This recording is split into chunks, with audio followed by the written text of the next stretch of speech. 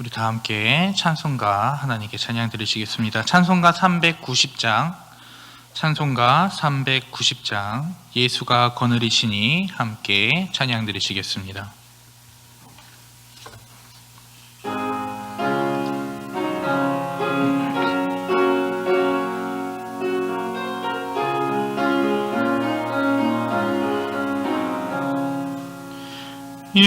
예수가 거느리시니 즐겁고 평안하구나. 주야의 자고 깨는 것 예수가 거느리시네. 주나랑 성돌보시고 날 친히 거느리시네.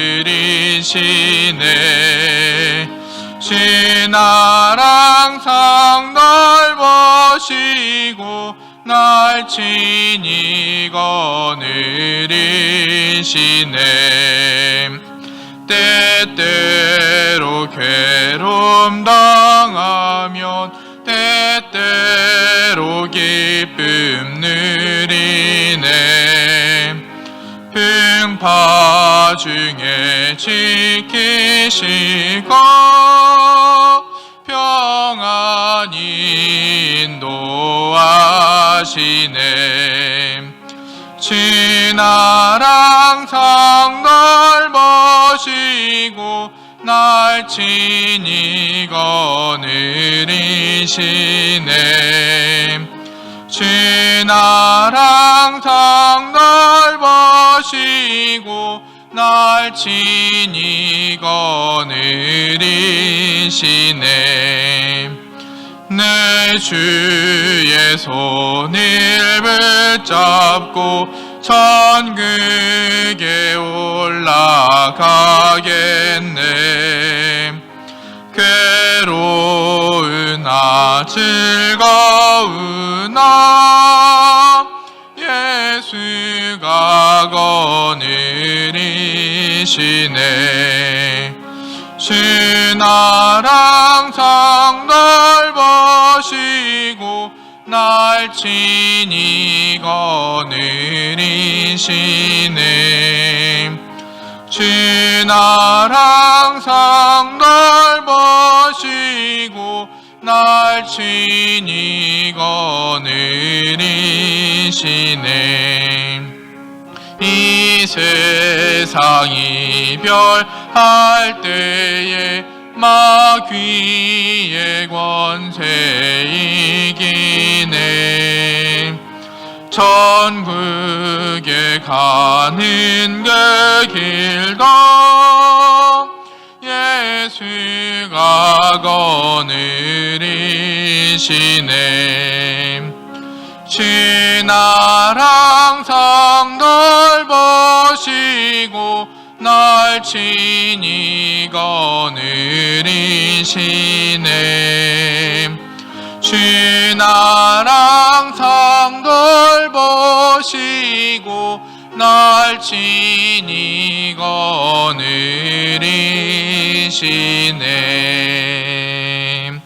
아멘.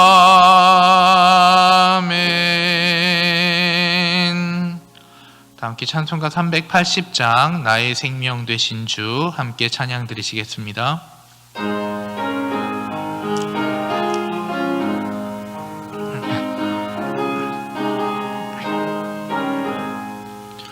나의 생명 되신 주 주님 앞에 나아갑니다. 주의 흘린 보혈로 정케하사 받아주소서. 날마다 주를 찬송하겠네. 주의 사랑 줄로서 나를 굳게 잡아 매소서. 괴로운 세상 지낼 때 나를 인도하여 주소서. 주를 믿고 나가면 나의 길을 잃지 않겠네. 날마다 주를 찬송하겠네. 주의 사랑 줄로서 나를 굳게 잡아 매소서. 세상 살아갈 때에 주를 더욱 사랑합니다. 밝고 빛난 천국에 나의 영혼 들어가겠네. 날마다 주를 찬송하겠네. 주의 사랑 줄로서 나를 굳게 잡아 매소서. 아멘.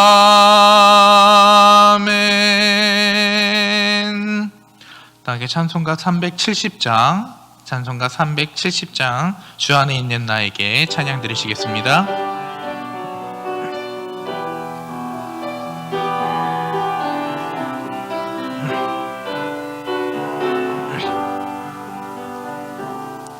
주 안에 있는 나에게 딴 근심이 있으랴.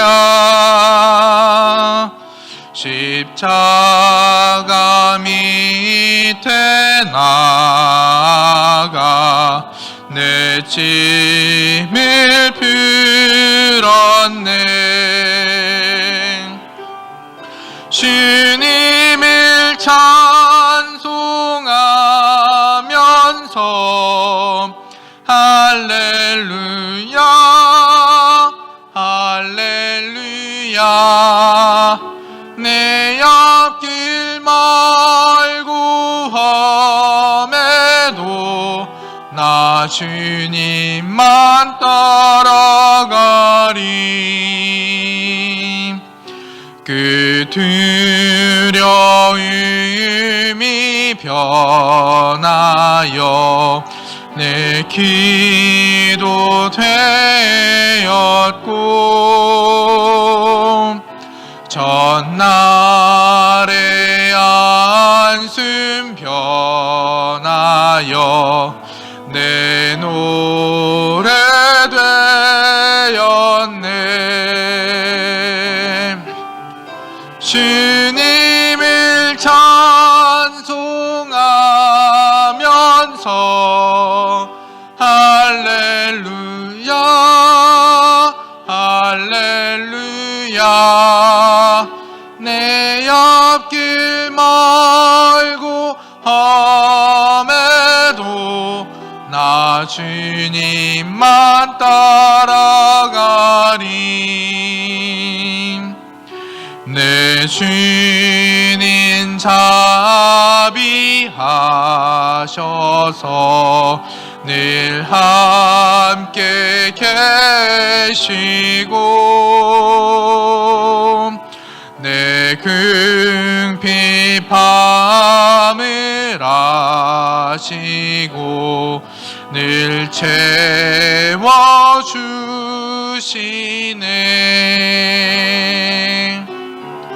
주님을 찬송하면서 할렐루야 할렐루야. 내 앞길 말고 험해도 나 주님만 따라가리.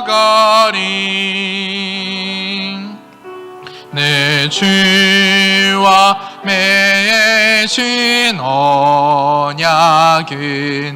영불변하시니, 그 나라 가기까지는 늘 보호하시네.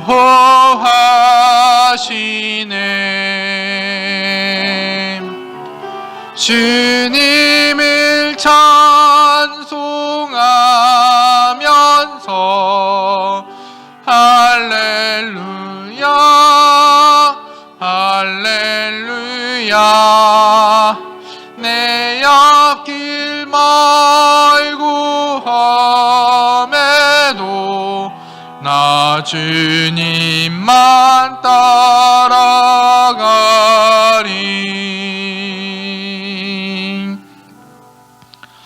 아멘.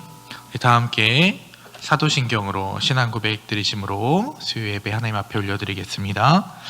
전능하사 천지를 만드신 하나님 아버지를 내가 믿사오며 그 외아들 우리 주 예수 그리스도를 믿사오니 이는 성령으로 잉태하사 동정녀 마리아에게 나시고 본디오 빌라도에게 고난을 받으사 십자가에 못 박혀 죽으시고 장사한 지 사흘 만에 죽은 자 가운데서 다시 살아나시며 하늘에 오르사 전능하신 하나님 우편에 앉아 계시다가 저리로서 산자와 죽은 자를 심판하러 오시리라.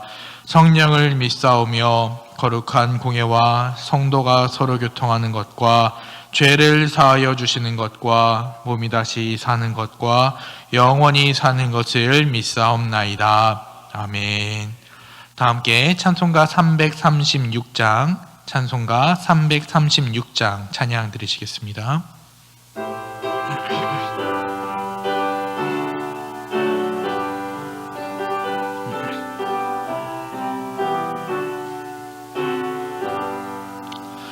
환난과 핍박 중에도 성도는 신앙 지켰네.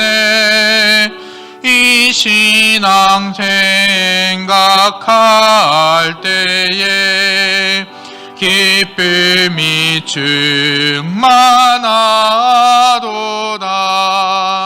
성도의 신앙 따라서 죽도록 충성하겠네. 옥중에 매인 성도나 양심은 자유 얻었네. 우리도 고난 받으면 죽어도 영광이도다. 성도의 신앙 따라서 죽도록 충성하겠네. 성도의 신앙 본받아 원수도 사랑하겠네. 인자한 언어 행실로 이 신앙 전파하리라. 성도의 신앙 따라서 죽도록 충성하겠네.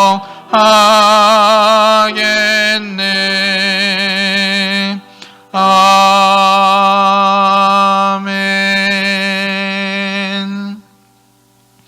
우리 시간 함께 한 목소리로 기도했으면 좋겠습니다. 먼저 이 코로나19 사태가 하루빨리 종식되어서 우리의 일상과 예배가 회복될 수 있게 해달라고 함께 기도해 주시고, 특별히 이로 인하여 우리 연로하신 성도님들 또 환우분들의 건강에 어려움 없도록 하나님께서 지켜주시고, 또 생업에 종사하시는 분들의 많은 경제적인 힘든 가운데 있는데 하나님께서 피할 길을 주시고 도움의 손길을 주셔서 이 힘든 시기를 믿음으로 잘 견뎌내고 이겨낼 수 있게 달라고 함께 기도하시고, 또 이를 위하여 힘쓰고 있는 방역 당국과 위정자들을 위하여서 함께 기도해 주시고, 또 얼마 남지 않은 4월에 국회의원 선거를 위해서 하나님께서 국민을 두려워하고 또 나라를 위하여 정치할 수 있는 위정자들을 뽑을 수 있게 국민들에게 지혜 달라고 우리 함께 한 목소리로 기도하겠습니다. 우리 한번 기도합니다. 하나님 아버지, 주님, 우리에게 하나님의 긍휼과 자비가 필요합니다. 우리를 불쌍히 여겨주시기를 원합니다. 하나님, 코로나19 사태로 인하여 우리 가운데 많은 어려움들이 있습니다. 하나님, 먼저 병으로 고통 가운데 있는 환우들을 주님께서 기억하여 주시옵소서. 국내외에 많은 확진자들이 발생하고 있습니다. 많은 고통 가운데 있습니다. 아버지, 하루빨리 치료제가 개발되어서 그들이 치료받을 수 있도록, 아버지, 그 모든 어려움 가운데서, 고통 가운데서 건진받을 수 있도록 주님 역사하여 주시옵소서. 아버지, 코로나19 사태로 인하여 아버지 정책에 많은 어려움들이 있습니다. 먼저 자영업자들의 어려움, 또 대기업들의 어려움, 아버지 경제적인 어려움들이 있습니다. 주님, 우리를 불쌍히 여기셔서 하루빨리 이 사태가 종식되게 하여 주시고 경제가 살아날 수 있도록 주님 은혜 내려 주시옵소서. 각 가정이 어려움 가운데 낙망하거나 쓰러지지 않도록 믿음으로 이 시기를 잘 견뎌낼 수 있도록 주님께서 함께하여 주시며 동행하여 주시며, 아버지, 우리의 믿음 가운데 주님께서 역사하여 주셔서 피할 길을 주시고 도움의 손길로 일어나게 하여 주시옵소서. 수고하고 애쓰는 의료진, 방역당국 주님께서 힘주시기를 원합니다. 아버지, 그들도 헌신하는 가운데 아버지 애쓰고 수고하고 있는데 아버지 그들의 마음 가운데 힘을 도하시고 아버지 그들에게 능력 도하셔서 그들의 수고로 말미암아 이 모든 일들이 효력 있게 하여 주시고, 앞으로 빨리 환자들은 퇴원하고 또 더 이상 확진자는 발생하지 않으며 우리의 일상이 회복될 수 있도록 주님 우리와 함께하여 주시옵소서. 특별히 아버지, 우리 아이들을 위하여 기도합니다. 아버지, 학업 가운데 어려움이 있습니다. 믿음 생활 가운데 어려움이 있습니다. 아버지, 이 시간이 하루빨리 지나가 일상을 회복하여 그들이 학교도 잘 다니고 뛰어놀며 또 신앙생활도 잘할 수 있도록 주님 은혜 베풀어 주시옵소서. 우리 가운데 있는 연로하신 성도님들, 환우들이 아버지 이 병으로 인하여 질병을 얻지 않기를 원합니다. 주님 안전하게 지켜주시고 아버지 그들에게 힘을 주시며, 또 많은 분들 아버지 가정에서 나가지 못하는 그 답답한 가운데 무엇보다 교회 나오지 못하는 그 안타까운 가운데 있는데 주님 그 심령을 위로하여 주시고, 아버지 영상으로나마 드리는 예배 가운데 하나님께서 은혜 더하시고 앉은 자리에서 주님과 동행하며 예배 가운데 참된 은혜를 경험하게 하여 주시옵소서. 아버지, 국회의원 선거가 얼마 남지 않았습니다. 아버지, 우리가 함께 기도하게 하여 주시옵소서. 이 나라를 위하여 국민을 위하여 일할 수 있는 위정자들을 뽑게 하여 주시옵소서. 아버지, 우리 믿는 자들이 먼저 나라와 선거를 위하여 기도하게 하여 주시고 국민들에게 지혜 허락하여 주시옵소서. 개인적인 이익이나 당리당락을 위하여서 아버지 일하지 않게 하여 주시고 아버지 참된 나라를 세워가며 국민을 위할 수 있는 위정자들을 뽑힐 수 있도록 주님 함께하여 주시옵소서. 아버지 주의 도와주시옵소서. 사랑과 은혜가 많으신 하나님 아버지 감사드립니다. 지난 3일 동안도 우리를 세상 가운데서 지켜보아여 주시고 수요일 저녁 주의 말씀을 사모하여 예배의 자리에 앉게 하심에 감사드립니다. 오늘 우리에게 주의 은혜를 부어주시고 주님께서 부으시는 은혜 가운데 천국을 경험하는 예배의 시간 되게 하여 주시옵소서. 아버지, 각자의 자리에서 멀리서 영상을 통하여 예배를 드릴 때에도 주님 동일하게 역사하여 주시고 우리가 주의 말씀을 듣는 그때에 하나님께서 깨달아 아는 지혜와 주의 말씀대로 살아가는 믿음도 허락하여 주시옵소서. 아버지, 이 나라와 이 땅을 위하여 함께 기도했습니다. 코로나19 사태로 인하여 많은 국민들이 어려움을 겪고 있습니다. 아버지, 국내외에 많은 확진자들이 고통 가운데 있습니다. 주님 불쌍히 여겨 주시옵소서. 하루빨리 치료제가 개발되어서 환자들이 나음을 입게 하여 주시옵소서. 청결을 유지할 수 없는 나라들도 있습니다. 아버지, 주의 긍휼과 자비로 그 나라가 확진자들이 더욱더 많아지지 않도록 멈춰주시고 아버지, 이 병이 사람에게 이들의 연약함을 알게 하여 주셔서 하나님을 찾고 하나님께 기도하게 하여 주시고 우리의 기도에 응답 응답하여 주사 아버지 이 병이 이제는 멈추도록 주님 은혜 베풀어 주시옵소서. 하나님, 수고하고 있는 방역당국과 의료진들을 위해 기도합니다. 그들이 지쳐 쓰러지지 않도록 힘주시기를 원합니다. 그들의 수고가 결과가 있도록 주님께서 함께해 주시기를 원합니다. 병든 자들이 나음을 입고 확진자가 멈추게 하여 주시옵소서. 특별히 이 병으로 인하여 정책의 많은 부분에서 어려움을 겪고 있습니다. 특별히 경제가 무너지고 있습니다. 주님, 경제가 살아나게 하여 주시고 아버지 많은 사람들이 얼어붙은 마음 가운데 하나님께서 위로를 더하시며 아버지 자영업자들을 일으켜 주시고 낭망하는 자들에게 위로하여 주시옵소서. 기업이 살아나게 하여 주시고 내수가 살아나게 하여 주시고 국제경제가 살아나게 하여 주시옵소서. 사람의 힘과 지혜로는 어찌할 바를 알지 못하니 하나님의 은혜로 말미암아 이 모든 일들이 회복될 수 있도록 주님 역사하여 주시옵소서. 아버지, 특별히 우리의 마음에 주의 몸된 교회에 나와 예배하지 못하는 아픔이 있습니다.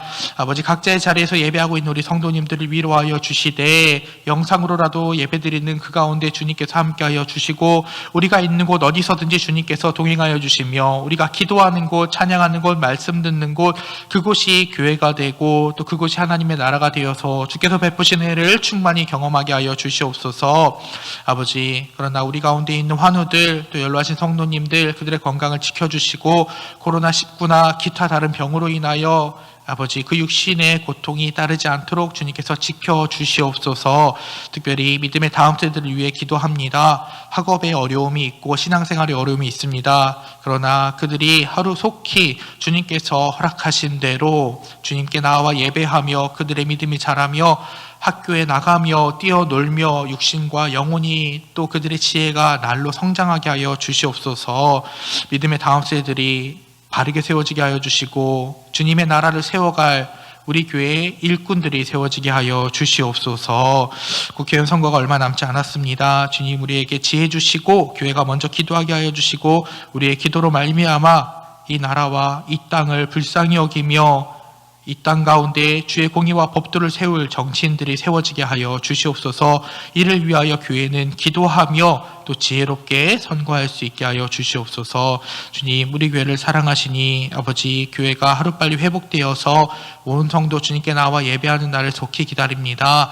기다림 가운데 믿음 잃지 않도록 허락하여 주시고 우리 마음이 낭망하지 않도록 지켜보아여 주시옵소서. 오늘 이 저녁에 듣는 말씀 가운데서도 함께 하시며 주님께서 은혜 베푸실 줄 믿사옵고 살아계신 예수 그리스도의 이름으로 기도드립니다. 아멘. 오늘 우리에게 주시는 하나님의 말씀은 구약성경 출애굽기 12장 1절부터 14절까지의 말씀입니다. 구약성경 출애굽기 12장 1절부터 14절까지의 말씀, 우리 조금 길지만 한 목소리로 함께 읽도록 하겠습니다.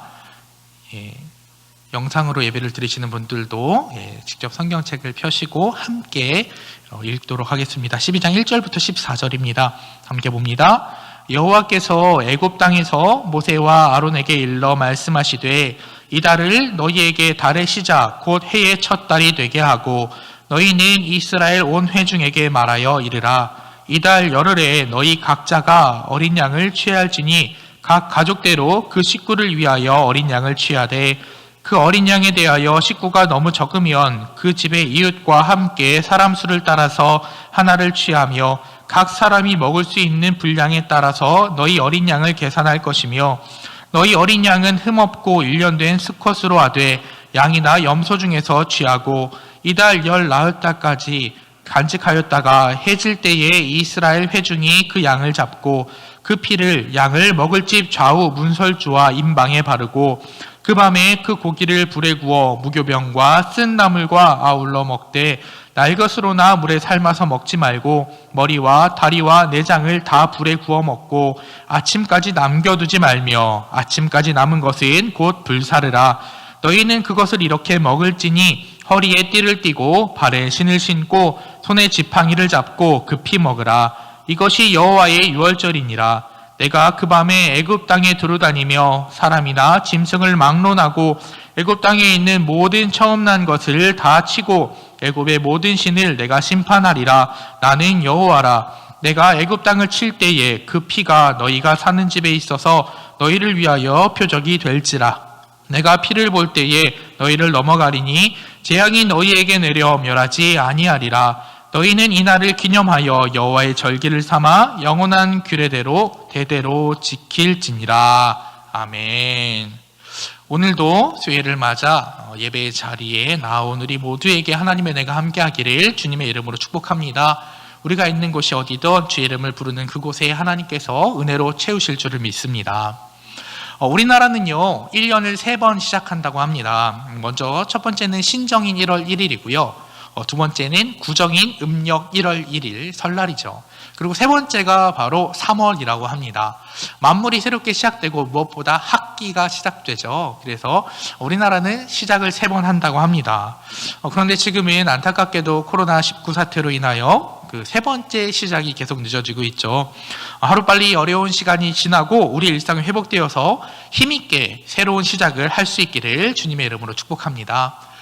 우리는 새로운 시작을 할 때 그럽니다. 특별히 학기가 시작될 때 많은 부모님들의 기도 제목이 있어요. 우리 아이들이 학교에 가서 좋은 선생님, 좋은 친구들 만나고 학교 생활 잘할 수 있게 해달라. 하나님과 동행하며 학교를 잘 다닐 수 있게 해달라라고 말을 합니다. 신년도 마찬가지죠. 한 해를 시작하면서 우리는 하나님과 함께하기를 기도합니다. 특별히 신정 이제 1월 1일 시작하기 전에 우리가 12월 31일에 송구영신 예배를 드리면서 한 해를 시작하죠. 시작을 주님과 함께 하며 우리는 주님께서 우리와 동행하시며 우리에게 복 주시기를 바랍니다. 우리의 시작을 주님께서 함께 해주신 것도 감사한데 하나님께서 직접 함께 시작하자라고 말씀하시면 얼마나 더 기쁠까요? 그리고 얼마나 든든할까요? 오늘 말씀에는 하나님께서 자 이제 시작이다 라며 이스라엘 백성에게 힘을 주시는 말씀이 나와 있습니다. 2절 말씀을 보니까 이 달을 너희에게 달의 시작 곧 해의 첫 달이 되게 하고 라고 말을 합니다. 자, 무엇에 대한 규례입니까? 오늘 말씀은 6월절에 대한 규례입니다. 자, 6월절은요 우리가 잘 알다시피 이스라엘 백성들이 애굽에서 고난을 당하다가 출애굽하는 그날 밤에 하나님께서 죽음을 넘어가게 지나가게 그래서 유월하도록 은혜를 베푸신 날이 바로 유월절입니다. 자, 그러니까 그 유월절 규례를 말씀하시면서 그날을 언제로 하자라고 말씀하셨냐면 바로 이 달인데 그 달이 바로 달의 시작, 해의 첫 달이 되는 무슨 달이냐면 니산월 또는 아비월이라고 합니다. 자, 니산월은요 바벨론식 표현이고요. 아비월은 가나안식 표현입니다. 이 달은요 지금의 달력으로 보면은 그러니까 우리가 쓴 달력으로 보면 3월이나 4월쯤 돼요. 3, 4월 사이인데 이스라엘은요 지금 첫 달이 되게 하겠다라고 하셨죠. 이 종교력으로는 1월이 되는 겁니다. 근데 이스라엘은 두 가지 달력을 써요. 하나는 종교력이고 하나는 민간력이에요. 그러니까 삶을 평상시 삶이나 생활 풍습, 농사에 따라서는 민간력을 쓰고 종교적으로 절기를 지키기 위해서는 종교력을 쓰는데 이 종교력으로는 1월로 이날을 삼자는 거죠. 민간력으로는 7월이 됩니다. 자, 그래서 구약에서는 아비벌과 니산월이라는 말이 나와 있는데 자, 아비벌은 출애굽기에 3번 그리고 신명기에 1번 이렇게 4번 나오고요. 니산월은 느헤미야와 에스더에 이렇게 2번 나옵니다. 자, 그래서 이 아비벌, 니산월의 뜻이 뭐냐? 아비벌은요, 곡식의 이삭 또는 푸른 싹이라는 뜻을 가지고 있습니다. 이 3, 4월에 맞는 말이죠. 만물이 소생하고 생명을 얻는 것과 어울리는 말입니다. 니산월은 바벨론식인데 꽃이 핀다는 뜻입니다. 둘 다 참 절기와 맞는 달이에요. 자, 근데 이 날을 이제 1월로 하자라고 하나님께서 말씀하셨다는 겁니다. 6월절이 한 해의 시작이 됩니다. 근데 이거는요 단순히 12월에서 1월로 넘어가는 과정이 아닙니다. 우리가 새해 신년을 맞을 때는 어떤 마음가짐입니까? 그러니까 2월, 3월, 4월에는 느끼지 못하는 감정을 새해에는 갖습니다. 한 해 시작일 뿐인데 단순한 시작이 아니죠. 과거를 정리하고 새로운 의지와 결단을 하는 달이 바로 1월입니다. 미래를 가는 기분이죠. 실제로 그렇기도 하고요. 그래서 한 해의 시작을 하나님께서 지금 나와 함께하자 지금 이 날이 한 해의 시작이다 라고 말씀하시는 겁니다. 그런데 그 의미가 한 걸음 더 나아가서요 단순하게 작년에서 올해로 넘어가는 연도의 흐름을 이야기하는 게 아닙니다. 하나님은요 무엇을 이야기하시냐면 새로운 역사의 시작을 이야기하고 계시는 겁니다. 우리나라는 서기를 씁니다. 예전엔 단기를 썼었죠. 올해가 단기로는 4353년이고요. 서기 2020년입니다. 그런데 현대에 와서는 모든 나라들이 서기를 사용하지만 과거에는 어떻게 했죠? 무슨 왕조 몇 년, 무슨 황제의 몇 년, 자, 이런 말을 썼습니다.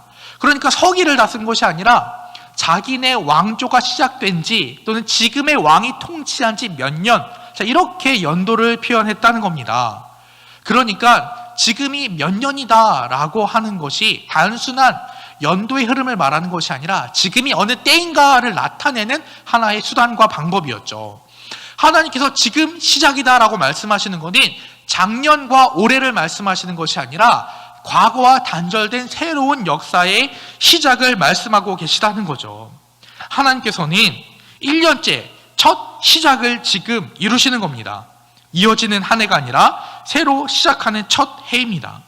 이스라엘은요, 이제 새롭게 시작합니다. 뭘 새롭게 시작합니까? 유월절을 통해서 과거의 종된 생활을 끝내고 이제는 자유인으로서 하나님의 자녀로서 시작하는 삶을 살아나갑니다. 종생활이 끝나고요, 애굽에서의 삶이 끝납니다. 가나안에서의 삶이 시작된다는 거죠. 이전까지의 삶은 어땠습니까? 우리가 읽은 본문은 출애굽기 12장입니다. 성경으로 보면 달랑 12장의 이야기지만 실제 역사는요 400년의 시간입니다. 이 400년의 시간 동안 이스라엘은요 종살이를 했습니다. 그냥 종이 아니에요. 남자아이가 태어나면 나일강에 버려야 하는 영아살해를 당하며 한 민족이 끔찍한 핍박을 당하던 시간들을 보냈다는 겁니다. 그런데 이 유월절을 끝으로 이제 그 유월절을 시작으로 그 시절이 끝나게 됐다는 거죠. 하나님께서는 그 괴로웠던 과거를 이제 끝내시고 새로운 시작을 이스라엘에게 허락하시는 겁니다. 종으로 살고 노예로 살고 많은 고난과 핍박 가운데 있었습니다. 희망도 소망도 없던 사람들이 바로 이스라엘 백성들이었습니다. 심지어 자꾸 많아지는 이스라엘 백성들 때문에 내 자녀를 내 손으로 죽여야 하는 그 괴로움을 하나님께서는 이제 끝내주시는 겁니다. 우리가요 지난 과거를 떠올리면요 기분 좋은 일들도 많아요. 행복했던 일들도 많습니다. 그런데 괴로움도 많아요. 그래서 새해를 시작할 때 우리가 뭐라고 생각을 합니까? 과거의 그런 괴로움을 끊어버리고 이제 새 출발하자. 새 출발에는 그런 의미가 담겨 있지 않습니까? 이어진다기보다 이제 끊고 새롭게 출발하자라는 의미가 있는 거죠. 하나님께서는 이제 그 과거의 신분을 끊어버리시고 과거의 괴로움을 끊어버리시고 그 모든 핍박을 끊어버리시고 새로운 시작을 이스라엘에게 허락하시는 겁니다.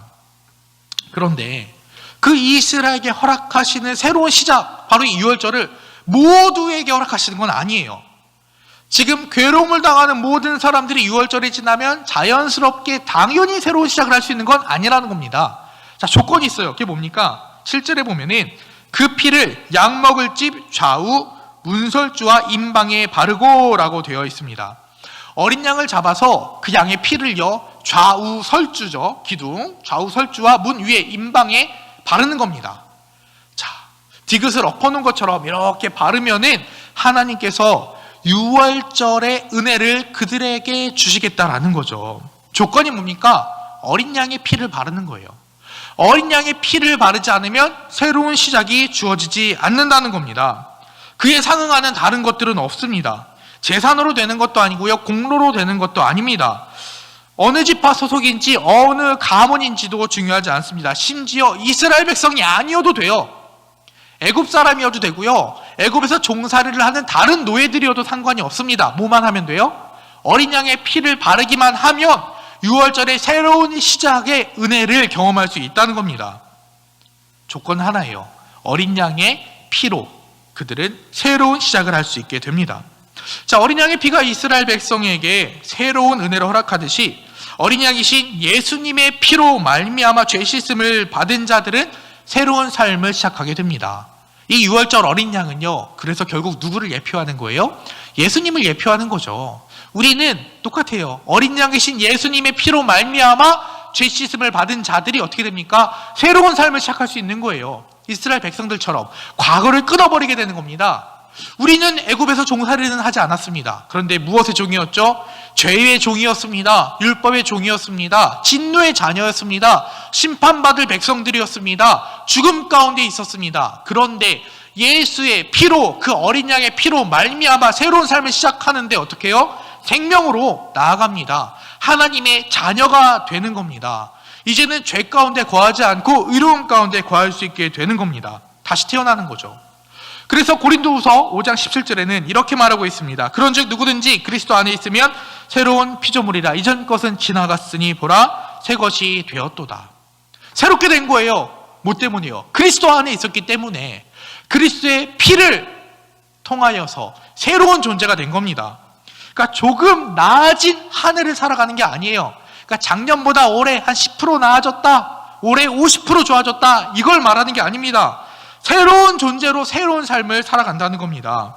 종에서 자녀로, 죄인에서 의인으로, 죽음에서 생명으로 살아가게 되는 겁니다. 베드로전서 1장 3절에 보면은 예수 그리스도를 죽은 자 가운데서 부활하게 하심으로 말미암아 우리를 거듭나게 하사 산 소망이 있게 하시며 라고 했습니다.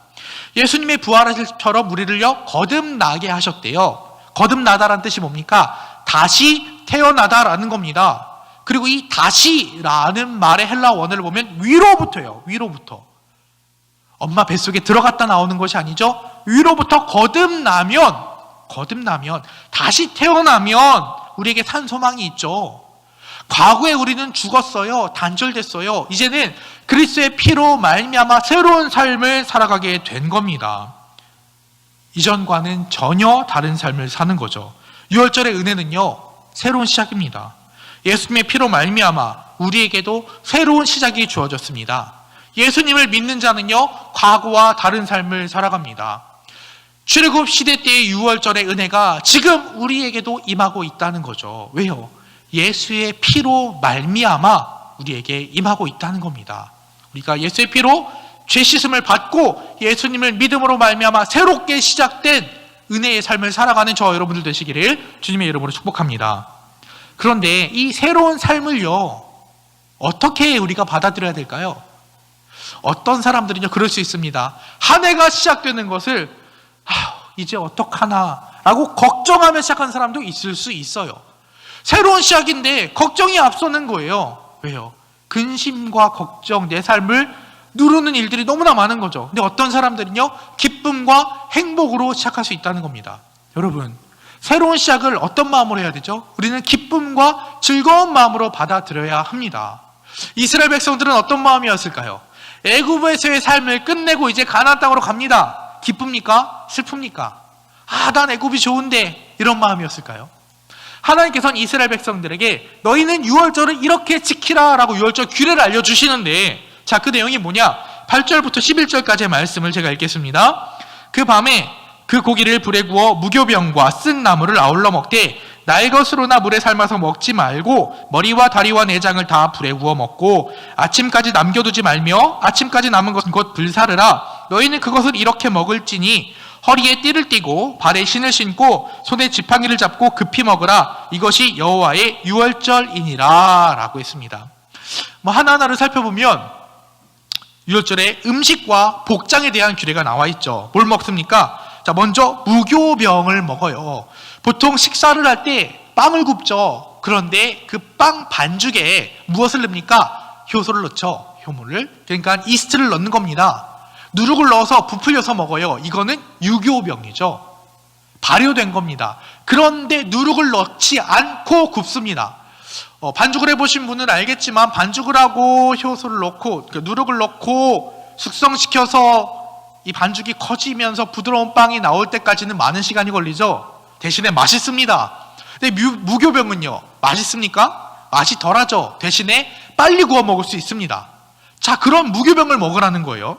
그리고 쓴 나물을 먹으라고 합니다. 자, 쓰다라고 나와 있는 히브리어는요 마라라고 합니다. 우리가 많이 들어봤죠? 고통스럽다, 쓰다라는 표현으로 많이 쓰죠. 이 쓴 나물을 먹는 거예요. 그리고 이 고기는 어떻게 먹습니까? 구워 먹는데 머리와 다리와 내장을 다 먹습니다. 그리고 아침까지 남겨두지 않습니다. 자, 이렇게 다 먹는 건요 그 당시에 유목민들이 먹던 생활 습관입니다. 식습관이에요. 돌아다니는 사람들이기 때문에 음식이 귀하고요. 오늘 이곳에 묵었다가 다른 곳으로 움직이기 때문에 보존식을 가지고 다니는 것보다 그 자리에서 먹고 빨리 없애는 생활 습관입니다. 그러니까 빨리 먹고 이동하는 사람들의 생활 습관이라는 거죠. 자, 그리고 먹는 복장이 뭡니까? 허리에 띠를 띠고요, 발에 신을 신고요, 지팡이를 들고 급히 먹습니다. 자, 이게 먹는 거예요, 마는 거예요? 흔히 우리가 하는 말로 먹는 둥 마는 둥 하는 거죠. 왜 그럴까요? 언제든 급히 나갈 준비라고 먹는 겁니다. 자, 이걸 종합해보면 6월절 음식을 먹는 규례는 두 가지입니다. 하나는요, 맛없게 먹기, 그리고 또 하나는요, 급하고 빨리 먹기예요. 자, 왜 그럴까요? 왜 급하고 빨리 먹고 맛없게 먹을까요? 맛없게 먹는 거는요, 애굽의 고통을 기억하라는 겁니다. 쓴 음식을 먹어요. 왜요? 무교병을 맛없게 구워 먹어요. 왜요? 애굽에서의 삶이 그렇다는 거예요. 우리가 지난 시간 동안 애굽에서의 고통을 기억하자는 겁니다. 이 6월절은요, 지금만 지키고 마는 것이 아니라 앞으로 매년 자손 대대로 지켜야 될 규례입니다. 무교병을 먹으면서, 쓴 나물을 먹으면서 그 고통을 상기하는 거죠. 우리가 애굽에서 얼마나 고통스러운 생활을 했는가를 기억하는 거예요. 그리고요, 빨리 먹습니다. 급히 나가기 위해서 먹습니다. 왜요? 하나님께서 그들을 가나안 땅으로 보내실 거기 때문에, 이곳이 우리 집이 아니라 우리는 이제 빨리 먹고 떠날 거기 때문에. 유월절 음식을 먹는 사람들의 마음을 한번 생각해 보세요. 얼마나 빨리 나가고 싶을까요? 그쵸? 지금 이걸 먹고 나면, 유월절이 지나면 어떻게 돼요? 그동안 우리를 괴롭혔던 애굽을 떠나고 가나안 땅으로 가게 되는 겁니다. 행복하겠죠? 빨리 먹고 빨리 나가고 싶은 겁니다. 그러니까 이들은요, 이 유월절이 주는 새로운 시작이 너무 기쁜 거예요. 새로운 시작이 즐겁습니다. 이 시작이 빨리 되었으면 좋겠다는 거죠. 과거가 좋고 종으로 사는 것이 좋은 게 아닙니다. 미래가 좋고 하나님의 자녀로 사는 게 기쁜 거예요. 애굽은 괴로운 곳입니다. 빨리 떠나야 합니다. 가나안은 행복한 곳입니다. 출애굽은 기쁜 일입니다. 그러니 어서 나가고 싶어 한다는 거죠. 가나안을 바라고 천국을 바라고 천국의 삶을 소망해야 됩니다. 이스라엘 백성이 가끔 광야에서 원망할 때, 하나님과 모세를 향하여 원망의 소리를 낼 때에 하는 불평이 있습니다. 뭐라고 합니까? 애굽으로 돌아가고 싶다. 이러느니 차라리 애굽에서 살고 싶다. 라는 말도 안 되는 소리를 하죠. 애굽에서의 삶이 어땠는데요? 그 고통을 잊어버린 거예요. 그 괴로움을, 내 자녀를 내 손으로 죽여야 하는 그 끔찍한 삶을 잊어버리고 하는 말이죠. 마라의 고통을 기억하지 않는 겁니다. 마라의 고통을 기억해야 되죠. 새로운 시작이, 새로 시작된 하나님 안에서의 삶이 얼마나 기쁜 일인지를 잊어버리면 안 되는 겁니다. 우리는 이 유월절 규례를 통해서 우리에게 주어진 새로운 시작이 하나님 안에서 살아가는 그리스도인으로서의 삶이 얼마나 기쁘고 행복한 건지 날마다 감사함으로 고백하며 살아야 한다는 거죠. 가나안으로 가는 걸 기뻐해야 됩니다. 그 고통에서 벗어난 걸 기뻐해야 된다는 겁니다. 빨리 새로운 시작을 바라야 합니다. 우리는요, 예수님을 믿고 신앙생활하는 것을 기뻐해야 됩니다. 예수님을 모르고 살던 과거를 부러워하면 안 되죠. 교회 안 다니는 사람들을 보면서 저 때가 좋았는데 라고 하면 안 된다는 겁니다. 예수를 모르고 살던 과거를 부러워하면 안 되고, 우리의 믿음이 자라고 신앙이 자라고 하나님 안에서 천국을 바라보는 삶을 살아야 합니다. 교회를 바라보고 예배를 사모해야 한다는 거죠. 신앙생활하는 것이 너무너무 기쁘고 주 안에서 거룩하게 살아가는 것이 너무너무 즐거워야 한다는 겁니다. 믿음대로 말씀을 읽고 기도하는 것이 얼마나 행복한 일인지를 우리가 깨달아야 한다는 겁니다. 어렸을 때 기억입니다. 초등학교 한 2, 3학년쯤이었던 것 같아요. 주일 아침이 되면은요, 새벽에 아버지와 함께 목욕탕에 갔습니다. 애들은 목욕탕 참 좋아하잖아요. 그래서 빨리 씻고 이제 탕에서 놀고 막 수영도 하고, 그리고 나오면은 코스가 있죠. 기다리면서 우유, 요구르트 이런 거를 빨대 꽂아서 이렇게 먹습니다. 주일 아침이 너무 좋아요. 그러고 나면은 밖으로 나가서 친구들 기다립니다. 아직도 기억나는 친구들이 있어요. 우리 앞집 살던 쌀집 아들, 그리고 옆에 살던 정육점집 딸, 이렇게 만나서 교회를 갑니다. 사실 예배도 잘 기억이 안 나요. 무슨 말씀이 기억이 나겠습니까? 아무것도 몰라요. 그런데 그냥 그 목욕탕 가는 게 좋고, 친구들을 만나서 오랜만에 보는 친구들과 노는 게 너무 좋아요. 그래서 주일 아침은 저한테 참 행복한 기억이었습니다. 선생님도 기억이 안 나요. 전사님도 기억이 안 나요. 무슨 예배를 어떻게 들은지 기억이 안 나요. 그냥 느낌만 남았어요. 너무너무 좋았다. 그러니까 토요일 밤만 되면 주일이 기다려지는 거예요. 왜요? 목욕탕 가는 날이고, 친구들 만나는 날이고, 간식 먹는 날이고, 그러니까 좋았습니다. 예배를 좋아했다면 더욱더 은혜로웠겠지만 아직 그럴 나이는 아니었던 것 같습니다. 여러분, 주일을 기뻐해야 되지 않을까요? 내일 드디어 교회 간다. 코로나로 인해서 교회 나와서 예배를 드리지 못하는 지금 여러분, 교회 얼마나 오고 싶으십니까? 우리가 예배를 다시 함께 모여 드릴 그날을 사모해야 되겠죠. 어느 날 교회에서 이렇게 문자가 왔습니다. 띠링 문자를 확인하니까 이번 주부터 함께 모여 예배를 드립니다 라는 메시지를 받았으면 어떤 기분일까요? 그런 메시지를 받았으면 토요일 밤에 어떤 기분일까요? 어떤 분은 토요일 밤부터 와서 앞에서 기다리고 계실지도 모릅니다. 주일 새벽부터 나와서 나 새벽 예배부터 다 드릴 거예요, 이런 분이 계실지도 몰라요. 빨리 문 열어주세요, 저 기도하고 기다리고 있겠습니다, 1부, 2부 다 드릴 겁니다 라고 하는 분들이 많을지 모릅니다. 얼마나 감사할까요? 또 한편으로 얼마나 회개하는 마음이 들까요? 내가 이렇게 귀한 예배를 사모하지 못했네요. 얼마나 예배가 소중합니까? 얼마나 교회가 소중합니까? 그날 아침 일찍부터 많은 사람들이 함께 모여서 예배를 함께 준비하고 함께 사모할 그날이 속히 오기를 기도하고 있습니다. 우리가 그런 마음으로 매일을 살아야 하는 거죠. 6월절을 경험하는 사람들이 그런 겁니다. 드디어 내일 우리가 가나안 땅으로 출발한다. 이 괴로움의 시간이 끝나고 드디어 우리가 구원받는다. 드디어 하나님의 나라에 들어간다. 출애굽의 마음이 그렇죠. 빨리 떠나고 싶습니다. 소풍 가는 날에 가는 전날 밤에 아이처럼 잠을 설칠지도 모릅니다. 예수님으로 인해 새로운 삶을 사는 것이 우리에게 그런 기쁨이 되어야 합니다. 매일매일의 삶이, 매일매일 하나님께서 부어주시는 은혜가, 매일매일 6월절에 어린 양의 피로 죄 씻음을 받고 말씀과 기도로 주님을 경험하는 은혜가 우리의 삶 가운데 늘 가득해서 기쁨과 즐거움으로 새롭게 시작하는 주 안에서의 삶을 살아가는 저와 여러분 되시기를 주님의 이름으로 축복합니다. 그 6월절에요, 어떤 일이 일어납니까? 왜 유월이라고 부르죠? 흐를 유에 넘을 월입니다. 흘러 넘어간다는 얘기죠. 영어로는요, 패스오버라고 합니다. 패스오버, 넘어간다라는 거고요. 발음이 비슷해요. 히브리어는 페사흐라고 합니다. 페사흐, 6월절. 자, 전부 다 넘어간다라는 뜻을 가지고 있어요. 뭐가 넘어갑니까? 자, 6월절 밤이 되면은요, 그곳 가운데, 애국 가운데 무엇이 임하냐면 하나님의 죽음의 영이 임합니다. 모든 집에 다니면서 죽음의 영이 죽일 거예요. 누구를요? 모든 처음 난 것을. 사람부터 시작해서 짐승까지 모든 처음 난 것을 죽입니다. 사실은요, 전부 다 죽이는 건데 전멸시키는 대신에 대표로서 처음 난 것, 장자를 죽이는 겁니다. 사람도 짐승도 원래는 다 죽는 거예요. 대표성의 원리로 처음 난 걸 죽이는데 그 죽음의 영을 피하려면 어떻게 해야 돼요? 아까 말씀드렸다시피 어린 양의 피로 문 좌우 설주와 임방을 바르면 돼요. 그럼 그 죽음의 영이 어떻게 해요? 패스오버, 6월 넘어갑니다. 그래서 6월절이에요. 죽음의 영이 넘어간다는 거죠. 새로운 시작을 맞이하는 이스라엘 백성은요, 그 새로움의 시작에 무엇을 경험하는 거예요? 죽음을 경험하는 겁니다. 전멸을 경험하는 거예요. 그런데 오직 어린 양의 피를 받은 집들은 그 죽음 가운데 뭘 경험해요? 구원을 경험하는 겁니다.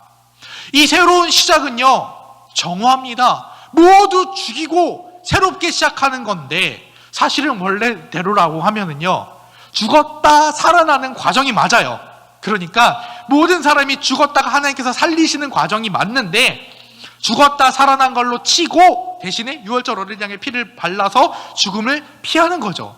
결국에는 와, 나 살아났다가 아니라 사실은 죽음에서 건진받은 겁니다. 죽을 뻔했다가 아니라 실제로 영적 의미로는 죽었다가 살아났다라는 거예요. 하나님의 은혜로 어린 양의 피로 말미암아. 그러니까 이 새로운 시작은 죽음 가운데서 건진받는 승리의 날이라는 겁니다.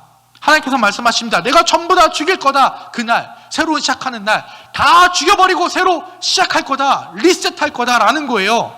그런데 누구는 살아가서 그 새로운 시작의 수혜자가 되어 어린 양의 피를 바른 사람은 새롭게 시작하는 백성이 되어서 너희는 그날 죽음 가운데서 승리할 것이다 라고 말씀하십니다.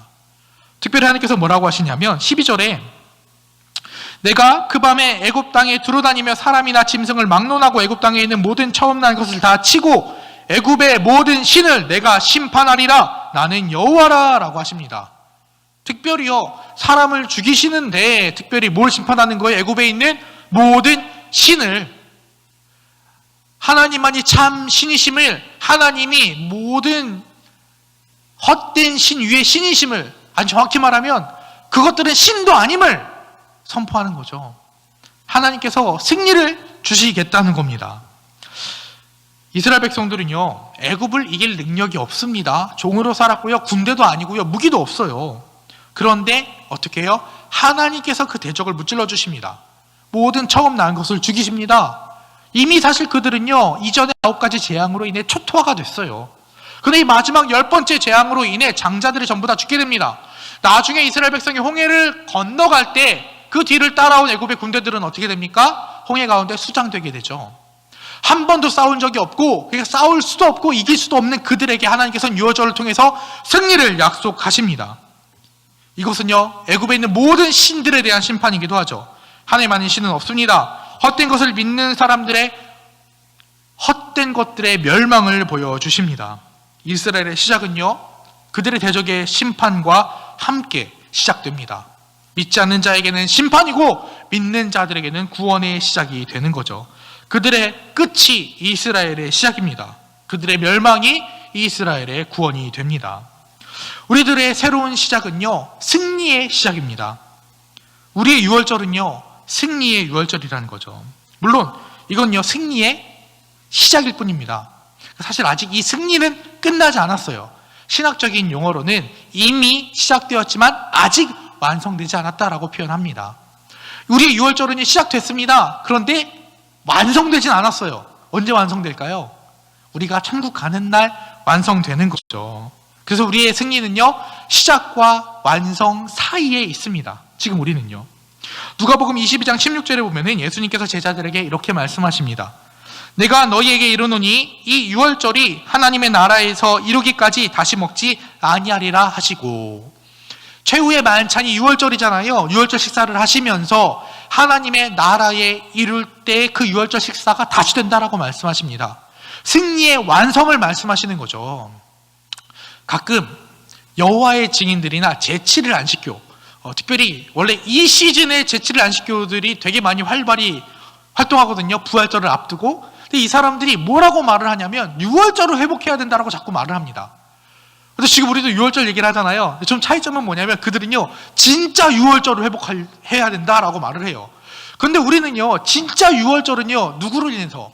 예수님의 어린 양 되심으로 인해서 완성됐어요. 이루어졌어요. 그러니까 우리는 천국 가는 걸 기다리기만 하면 돼요. 또다시 제물이 필요하진 않습니다. 예수님이 이미 제물이 되셨기 때문에. 그러니까 우리는요, 천국의 유월절을 기다리기만 하면 되는 거예요. 이미 우리는 승리를 이루었습니다. 대신에 아직 완성되지 않은 시간이기 때문에 인내하며 믿음으로 기다리는 거죠. 승리는 이미 시작되었고요. 마지막 유월절인 하나님의 나라에서 이루어집니다. 지금은요, 처음과 마지막 사이의 긴장 상태입니다. 새로운 시작이 시작됐지만 새로운 그 시작이 마무리되지는 않은 거죠. 지금 우리는 유월절 중인 겁니다. 과거를 단절하고 새롭게 시작하는 중입니다. 이거는요, 구원의 효력이 완전하지 못한다는 말이 아니에요. 우리의 구원의 효력은 완전히 우리에게 임했습니다. 그러나 최후 승리를 기다리고 있다는 말이죠. 그래서 우리는 새로운 시작을 기뻐하며 과거의 괴로운 삶을 마치고 하나님 안에서 살아가고 있는 이 새로운 삶을 기뻐해야 되는 겁니다. 우리는요, 지금 승리 중에 있는 거예요. 아직 우리 가운데 애굽에서 살아가고 있는 것처럼 괴로운 사람들이 있을 수 있습니다. 하지만 분명히 예수님으로 말미암아 우리의 유월절은 시작됐습니다. 우리는요, 예수님의 어린 양 되심으로 말미암아 승리를 얻었습니다. 새롭게 출발한 겁니다. 이미 새로운 시작을 했다고 교만해서도 안 됩니다. 왜냐하면 그 완성의 때까지 우리가 믿음의 인내로 이 구원을 이루어가야 하기 때문이죠. 그러니 우리는 지금 이 유월절의 승리 중에 있다는 사실을 깨닫고 괴로움과 슬픔 가운데서도 마치 애굽에 있는 것 같은 고통 가운데서도 아니다, 나는 승리를 얻었다, 하나님께서는 이미 유월절로 내게 새로운 시작을 주셨다라는 믿음으로 낭만 가운데서 힘내시고 우리가 주님 오시는 그날까지 겸손한 마음으로 믿음을 지켜가며 주님께서 기뻐하시는 구원의 삶을 이루어가야 할 것입니다. 말씀을 맺겠습니다. 머리가 복잡하거나 몸에 무리가 오면은요, 어떻게 하면 될까요? 한숨 자고 일어나면 돼요. 어떤 분이 그런 표현을 하더라고요. 사람이 한숨 자고 일어나는 것은 기계에 문제가 생겼을 때 껐다 키면 돼의 사람 버전이다. 뭐가 안 되면 껐다 키면 되잖아요. 사람도 자고 일어나면 된다라는 거죠. 껐다 키면 새로 시작하면 핸드폰도 조금 빨라지고요. 컴퓨터도 성능이 조금 좋아집니다. 사람도 자고 일어나면 머리 회전이 좀 빨라지고요. 피로가 가셔서 몸에 활력도 생깁니다. 그런데 그게 조금 나아지는 정도지 새로워지는 건 아니에요. 새로운 사람이 되는 것도 아니고 기계도 새 물건이 되는 게 아닙니다. 유월절의 새로운 시작은 그 정도가 아니라는 거예요. 우리를 조금 더 나은 존재로 만들어준다는 것이 아니라 과거를 단절하고 새로운 존재로서 하나님 앞에 새로운 힘과 능력으로 살아가게 만든다는 겁니다. 우리는요, 죽었다 살아나는 6월의 거듭남을 경험했습니다.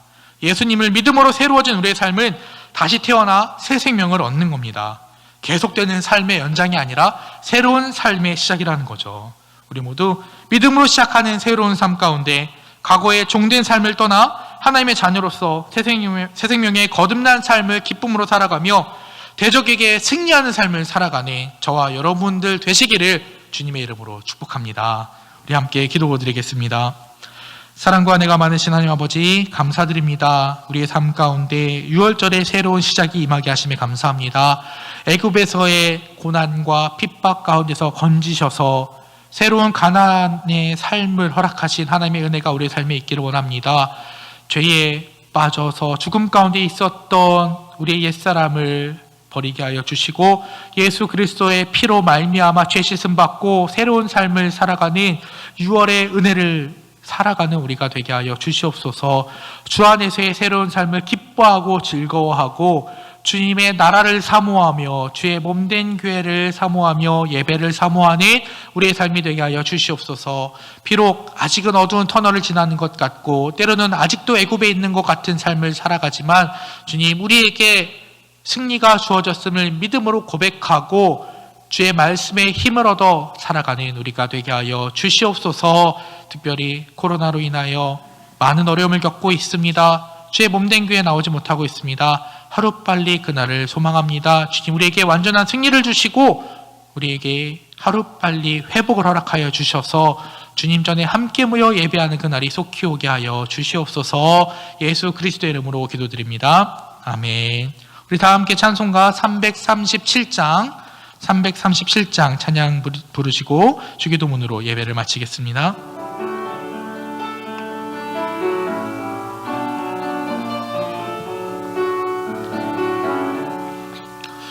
내 모든 시험 무거운 짐을 주 예수 앞에 아뢰이며 근심에 쌓인 날 돌아보사 내 근심 모두 맡으시네. 무거운 짐을 나 홀로 지고 견디다 못해 쓰러질 때 불쌍히 여겨 구원해 주리 은혜의 주님 오직 예수. 내 모든 괴로움 닥치는 환난 주 예수 앞에 아뢰이면 주께서 친히 날 구해 주사 넓으신 사랑 베푸시네. 무거운 짐을 나 홀로 지고 견디다 못해 쓰러질 때 불쌍히 여겨 구원해 주리 은혜의 주님 오직 예수. 내 짐이 점점 무거워질 때 주 예수 앞에 아뢰이면 주께서 친히 날 구해 주사 내 대신 짐을 져주시네. 무거운 짐을 나 홀로 지고 견디다 못해 쓰러질 때 불쌍히 여겨 구원해 주림. 은혜의 주님 오직 예수. 마음의 시험 무서운 죄를 주 예수 앞에 아뢰이면 예수는 나의 능력이 되사 세상을 이길 힘 주시네. 무거운 짐을 나 홀로 지고 견디다 못해 쓰러질 때 불쌍히 여겨 구원해 주리. 은혜의 주님 오직 예수. 함께 주기도문 하시겠습니다. 하늘에 계신 우리 아버지여, 이름이 거룩히 여김을 받으시오며 나라의 임하옵시며 뜻이 하늘에서 이룬 것 같이 땅에서도 이루어지이다. 오늘날 우리에게 일용할 양식을 주옵시고 우리가 우리에게 죄 지은 자를 사하여 준 것 같이 우리 죄를 사하여 주옵시고 우리를 시험에 들게 하지 마옵시고 다만 악에서 구하옵소서. 되게 나라와 권세와 영광이 아버지께 영원히 있사옵나이다. 아멘.